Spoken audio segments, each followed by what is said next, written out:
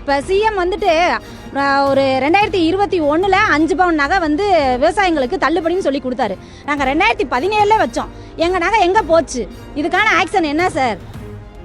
அடகு வைக்கப்பட்டு கையாடல் செய்யப்பட்ட 40 சவரன் நகையை திருப்பித் தர கூறி மதுரை மாவட்டம் கள்ளிக்குடி சத்திரம் தொடக்க வேளாண்மை கூட்டுறவு வங்கியை திறக்க விடாமல் பாதிக்கப்பட்ட பெண்கள் முற்றுகையிட்டனர். கடந்த 2017 ஆண்டில் அடகு வைக்கப்பட்ட 11 பேரின் நகைகளை கையாடல் செய்ததாக ஊழியர் பாலசுப்பிரமணியன் பணி நீக்கம் செய்யப்பட்டுள்ளார்.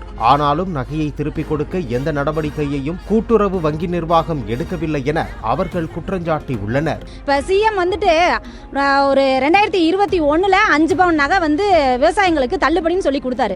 நாங்கள் 2017 வச்சோம். எங்கள் நகை எங்கே போச்சு? இதுக்கான ஆக்ஷன் என்ன சார்?